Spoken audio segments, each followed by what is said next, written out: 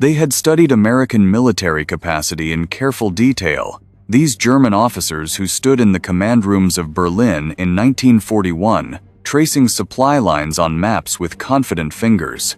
They knew the numbers. They had read the intelligence reports. America, they were told, was a nation of merchants and movie makers, soft from prosperity, divided by politics, lacking the industrial discipline that came from years of rearmament. The Führer himself had assured them that the Americans could never match the production capacity of the Reich, that their factories were designed for refrigerators and automobiles, not instruments of war. But standing in those same command rooms 4 years later, staring at aerial reconnaissance photographs that seemed impossible, their minds struggled to reconcile what they had been taught with what their own eyes now showed them. The photographs revealed something that defied every calculation, every assumption, every comfortable belief about American weakness. The sky over Germany was dark with aircraft that should not have existed. General Adolf Galland, fighter ace and commander of the Luftwaffe's fighter forces, held one such photograph in his hands in the spring of 1944, and the weight of it seemed to exceed mere paper and chemicals. The image showed a single industrial complex in Willow Run, Michigan, a facility so vast that its main building contained over 3 million square feet under one roof. He had seen large factories before. Germany had them, but this was something else entirely. The photograph showed aircraft lined up on the tarmac outside this single factory, dozens of them, and the intelligence notation at the bottom of the image made his throat tighten. One B-24 Liberator every 63 minutes. From this one facility alone, he set the photograph down and reached for another, this one showing the Ford Motor Company's River Rouge complex, where the assembly lines had been redesigned not for cars but for bomber engines and parts. Then another, showing Boeing's Seattle plant, then Consolidated Aircraft in San Diego, then Douglas in Long Beach, then North American Aviation in Kansas City. The photographs went on, and with each one, the mathematical reality became more inescapable and more devastating. The Americans had not simply converted their economy to war production. They had revealed an industrial capacity so profound, so systematically organized, and so vastly scaled that it rendered obsolete every assumption upon which German strategy had been built. In 1939, the United States had produced fewer than 6,000 military aircraft. By 1944, that number had exploded to over 96,000 in a single year. The total production across the war years would exceed 300,000 aircraft, a figure so staggering that German officers reviewing the intelligence data initially dismissed it as Allied propaganda. It could not be true. No nation could expand production by that magnitude. No economy could absorb such a transformation. But the sky above them, growing darker each day with formations of bombers that blotted out the sun, told a different story than the one they wanted to believe. What the German generals could not understand, what their training and ideology had left them unprepared to grasp, was that they had fundamentally misidentified the nature of American power. They had seen the headlines about labor strikes and congressional debates. They had noted the reluctance to enter the war, the America First movement, the political divisions.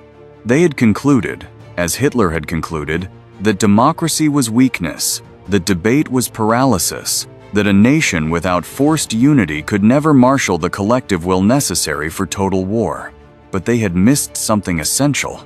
The very systems they dismissed as inefficient, the decentralized innovation, and the competitive private sector, and the culture of mechanical tinkering that existed in every garage and workshop across America, these were not obstacles to industrial mobilization. They were the foundation of it. When the call came for aircraft production, America did not need to build entirely new systems of manufacturing. It needed only to redirect systems that already existed at a scale no other nation had achieved. Henry Ford had spent decades perfecting the assembly line, not for weapons but for Model Ts, and those same principles of standardization and continuous flow and rapid production could be applied to anything. The workers who had built Chevrolets and Frigidaires and Westinghouse radios already understood precision manufacturing, quality control, and the coordination of complex supply chains. The machine tool industry, vast and sophisticated from years of peacetime production, could retool quickly. The management expertise, the engineering talent, the production know-how, it all existed already, embedded in an economy that had spent generations becoming the most productive on Earth. Germany had built an impressive war machine, but it had built it through top-down control and forced mobilization. America unleashed something else entirely: the productive capacity of a continental economy that had been organized around efficiency and output for 50 years. The psychological impact on German leadership was profound and multifaceted, touching not just military strategy but identity itself. They had defined themselves as the master race, the people of superior organization and industrial prowess. The German word, Ordnung, order, was not just a preference but a philosophy, a claim about German civilization's inherent superiority. When Field Marshal Hermann Göring stood before his staff officers and declared that American aircraft production figures were pure bluff, he was not simply making a tactical assessment. He was defending an entire worldview that required German supremacy in industrial arts. To accept the truth, to acknowledge that Americans could outproduce Germany by 5-1 or 6-1 or 7-1 in aircraft manufacturing, was to admit that the foundational myths of Nazi ideology were lies. It was to face the humiliating possibility that the mongrel democracy they had dismissed was in fact more capable, more organized, and more technologically advanced than the Thousand-Year Reich. The evidence mounted relentlessly. Each new intelligence report another blow to German assumptions. Albert Speer, Minister of Armaments and War Production, received detailed breakdowns of American factory output from agents and from analysis of captured equipment. The reports documented not just quantity but quality. American factories were producing aircraft with standardized parts that could be rapidly replaced in the field. They were incorporating technological innovations, improvements to engine design and aerodynamics and avionics, at a pace that suggested deep research and development capacity. Most troubling of all, the production was accelerating. Each month brought more aircraft than the month before, not because the Americans were straining their economy to its breaking point, but because they were still ramping up, still learning, still improving efficiency. Speer, who prided himself on his technocratic competence, found himself looking at production graphs that showed American output climbing while German output struggled to maintain previous levels despite total mobilization. The implications were clear and terrifying. Germany was losing an industrial war it had started with absolute confidence in victory. The Willow Run plant became a particular source of both fascination and horror in German military circles. Built on farmland in Michigan, the facility had been designed by Albert Kahn, an architect who specialized in industrial buildings. The main assembly building stretched over a mile in length, its interior containing assembly lines that moved partially completed B-24 bombers through sequential stations where workers added components with practiced precision. The plant employed over 40,000 workers at its peak, many of them women who had never worked in factories before the war. The German intelligence analysts studying this facility could not comprehend how such a workforce, lacking the years of training that German skilled workers possessed, could possibly produce combat aircraft that functioned reliably. The women of Willow Run, they assumed, must be doing simple, unskilled tasks while master craftsmen handled the complex work. But the reality was more disturbing to German assumptions. American manufacturing had been designed around the principle that complex products could be made by ordinary workers if the process was properly organized and the parts properly standardized. The women at Willow Run were not filling minor roles. They were doing the essential work, riveting and wiring and installing systems, and the aircraft they built performed as well as any in the world. The sensory reality of American production, could German officers have witnessed it directly, would have been overwhelming in its intensity. The roar of Willow Run's assembly floor was continuous, a mechanical thunder composed of riveting guns and engine tests, and the movement of massive aircraft fuselages along the production line. The air carried the sharp scent of aviation fuel mixed with machine oil and hot metal, undercut by the acrid tang of welding. The temperature fluctuated from hot near the welding stations to cool near the vast doors where finished bombers rolled out into Michigan weather.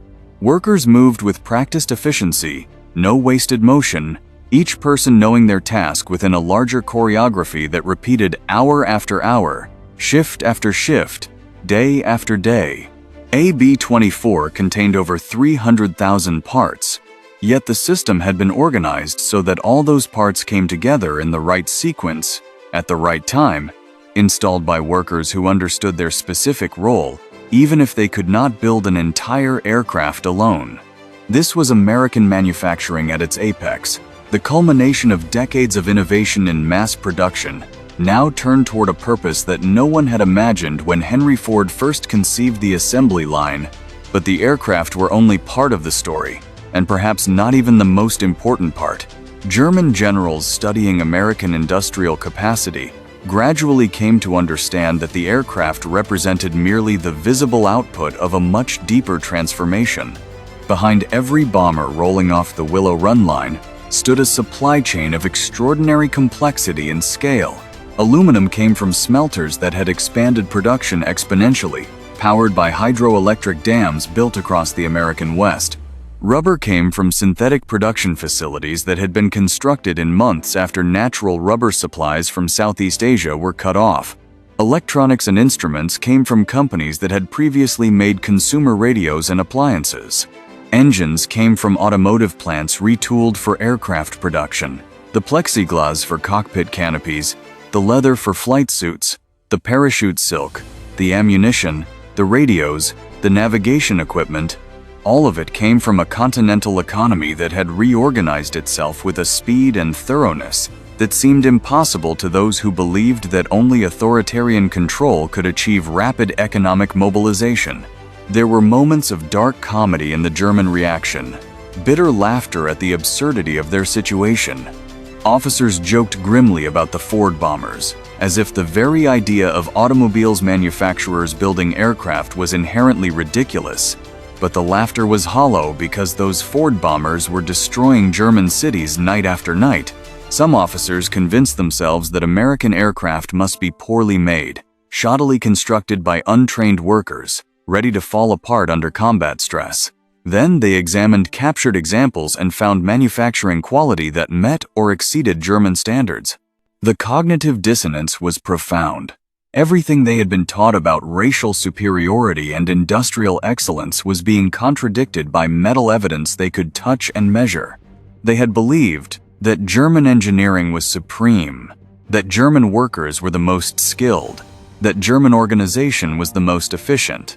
But American factories were outproducing German factories while also producing superior designs in several categories. The P-51 Mustang was faster and had longer range than anything Germany could field. The B-29 Superfortress represented technological capabilities that Germany had not even attempted. The uncomfortable truth emerged slowly, resisted at every step, but undeniable. They had underestimated their enemy so profoundly that the war had been lost before it truly began. The human dimension of this miscalculation reveals itself in the letters and diaries that survived the war. A Luftwaffe pilot named Franz Stigler, who would survive the war and later emigrate to Canada, wrote to his brother in 1944 describing his growing despair. "They come in formations of hundreds," he wrote, "and when we shoot down 5 or 10, it makes no difference. More come the next day and the day after. Where do they all come from? How can one nation build so many aircraft?" His letter captured the psychological weight of fighting against industrial capacity that seemed limitless. German pilots were skilled, often more experienced than their American counterparts, but skill could not overcome arithmetic. When one side could lose 5 aircraft for every enemy aircraft destroyed and still have more planes the next day, the mathematics of attrition became inevitably fatal.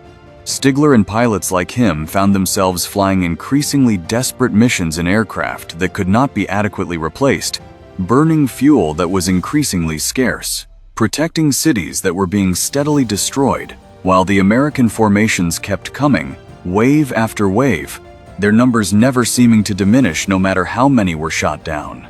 The generals and field marshals who had planned the war based on flawed assumptions about American capacity bore a particular burden of knowledge as the truth emerged. They had assured Hitler that American entry into the war could be managed, that U-boats would prevent American forces from crossing the Atlantic in meaningful numbers, that American industry would take years to mobilize. They had gambled the fate of Germany on these calculations. As those calculations revealed themselves to be catastrophically wrong, the weight of responsibility became crushing. Some, like Field Marshal Erwin Rommel, began to understand by 1943 that the war was unwinnable, that Germany faced enemies with resources that could not be matched. The Allied invasion of Normandy in June 1944 drove the point home with brutal clarity. American forces came ashore with equipment in quantities that suggested an industrial base without limits. Rommel, inspecting the Normandy defenses before the invasion, understood what was coming but could not prevent it. "The enemy will have complete air superiority," he wrote, "and we will have nothing to counter it with except the courage of our soldiers. But courage alone cannot stop what is coming." The scale of American aircraft production also enabled a revolution in logistics that German planners had not anticipated. American transport aircraft, C-47 seconds produced in tens of thousands, could move troops and supplies with unprecedented flexibility. The airlift capacity allowed American forces to be supplied even when ground lines of communication were cut or threatened.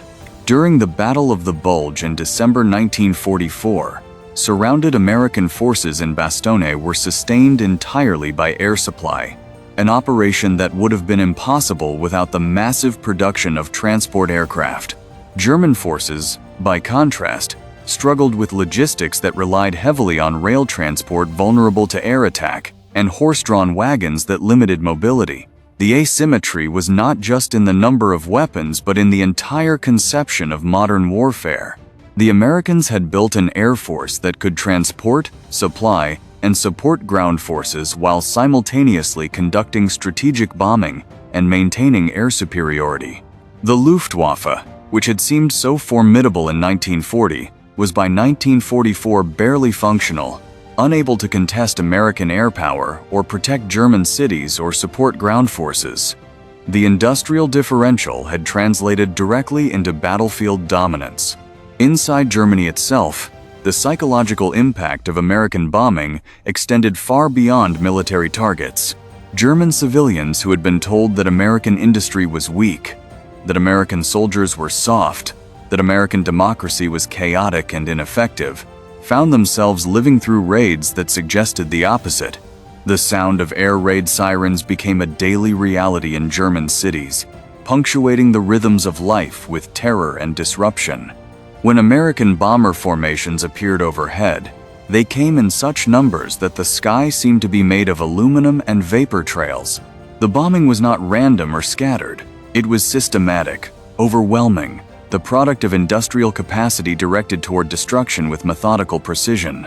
Each bomb that fell represented American industrial output, American mining that produced the explosives, American chemical plants that refined them, American factories that assembled them into weapons, American logistics that moved them to airfields in England, American aircraft that carried them to target. The Germans were being buried under the weight of American production, and there was no defense that could stop it. The aftermath of bombing raids revealed the effects of American production in intimate, terrible detail. Rescue workers pulling survivors from rubble found themselves overwhelmed by the scale of destruction. A single raid by American heavy bombers could drop thousands of tons of explosives on a city, creating firestorms and devastation that required weeks to process. The wounded overwhelmed hospitals, the homeless filled emergency shelters. The dead were sometimes too numerous to bury quickly. German authorities tried to maintain morale, assuring citizens that secret weapons would turn the tide, that German science would produce miracle solutions, but these promises rang increasingly hollow as more bombers appeared overhead and more cities burned. The secret weapons, when they finally appeared in the form of V-1 and V-2 rockets, were innovative but produced in far too small numbers to matter strategically. Germany could build sophisticated weapons in limited quantities. America could build effective weapons in unlimited quantities. The strategic equation favored quantity, and Germany had chosen to fight an enemy that possessed it in abundance. By 1945, as the war entered its final phase, even the most ideologically committed German officers could no longer deny the reality of American industrial supremacy. The evidence surrounded them, inescapable and overwhelming. Every American soldier seemed to carry equipment that German soldiers lacked. American trucks were everywhere, tens of thousands of them, moving supplies with a reliability that German logistics could not match. American artillery fired shells in quantities that exhausted German defenses. And overhead, always overhead, American aircraft dominated the sky so completely that German movement in daylight became suicidal. The Luftwaffe, which had once been the pride of German military power, was reduced to hiding its remaining aircraft in forests and underground facilities, emerging only for desperate missions that accomplished little. Young pilots with minimal training were sent up in jets that represented the pinnacle of German engineering, only to be overwhelmed by American fighters that came in such numbers that advanced technology could not overcome numerical disadvantage. The final months of the war became a kind of industrial apocalypse. German forces ground down by an enemy that could replace every loss overnight, while German losses were irreplaceable. When German officers were finally captured and interrogated after the war, their comments about American industrial capacity were revealing in their mixture of respect, bewilderment, and lingering bitterness. Albert Speer, interviewed extensively after his capture, spoke at length about the impossibility of competing with American production. "We never imagined," he said in one interview, "that they could mobilize so completely. We thought their democracy would prevent unified action. We were told that labor unions would strike, that political divisions would paralyze decision-making. Instead, they achieved a mobilization more complete than ours, and they did it voluntarily. This was something we could not understand." His words captured the central paradox that had defeated German strategy. The very features of American society that Germans had dismissed as weaknesses, the decentralization, the competition, the democratic debate, had proven to be sources of strength when directed toward common purpose. American factories had not needed to be commanded from Berlin. They had organized themselves, driven by profit motive and patriotic purpose and competitive pride, and in doing so had achieved coordination that exceeded anything central planning had accomplished in Germany. The factories themselves, those vast temples of production that had so shocked German expectations, continued operating even as the war wound down.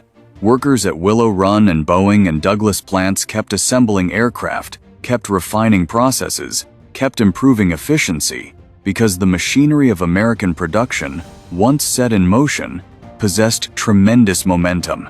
The last B-24 rolled off the Willow Run line in June 1945, months after Germany had surrendered, and workers gathered to mark the occasion with a ceremony that mixed pride with relief that their labor was no longer needed for war.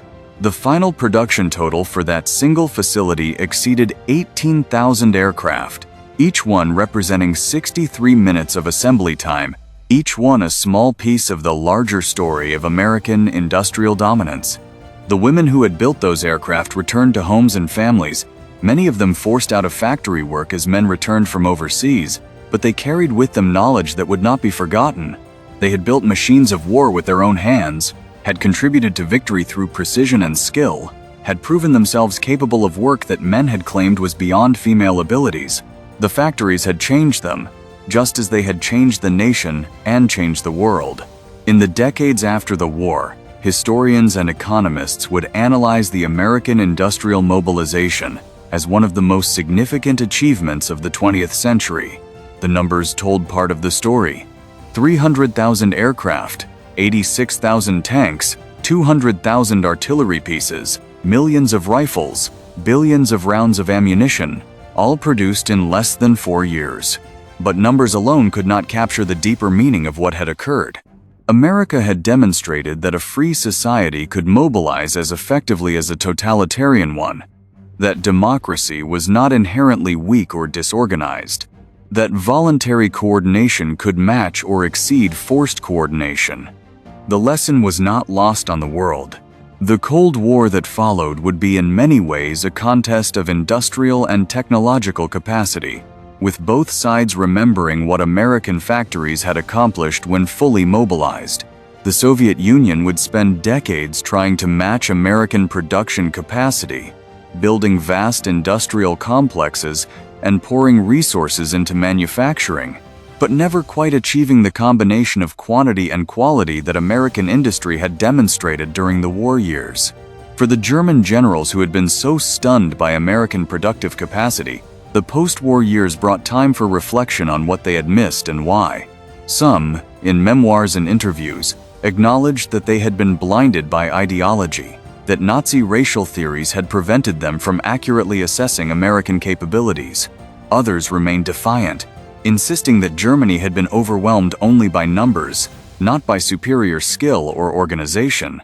But the more thoughtful among them recognized a deeper truth. They had fought a 20th century industrial war with a mindset formed in the 19th century. They had believed that military virtue and tactical excellence and technological innovation in limited quantities would prevail over material abundance.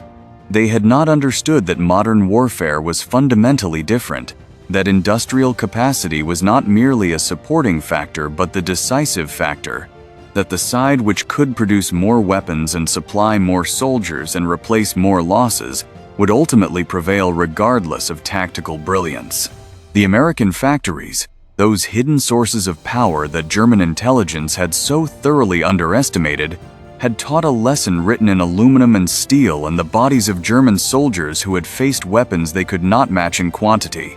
The photographs that had so troubled General Galland in 1944, those aerial images of American factories extending beyond the horizon, became after the war a kind of documentary record of the moment when German assumptions collided with American reality. Looking at those images now, decades later, one can sense the psychological impact they must have had. Here was evidence, undeniable and overwhelming, that everything the German military leadership had believed about American weakness was wrong.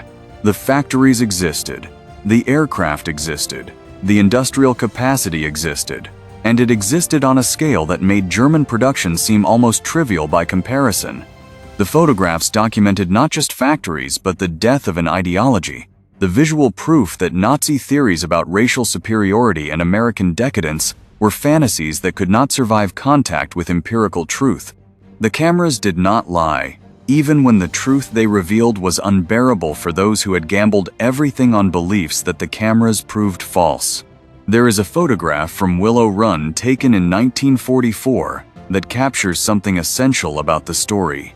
The image shows the factory floor from an elevated position, revealing the assembly line stretching into the distance, partially completed B-24 seconds at various stages of construction, workers moving between the aircraft like blood cells through arteries, the whole system pulsing with coordinated activity. The photograph is black and white, grainy, technical rather than artistic, yet it conveys an impression of power that transcends its documentary purpose. This was what German generals had not understood existed. This marriage of American industrial know-how with focused national purpose, this translation of peacetime productive capacity into wartime output that could not be matched or stopped. The photograph shows not just a factory, but a manifestation of national capability, a physical expression of the resources and organization and will that democratic capitalism could muster when threatened.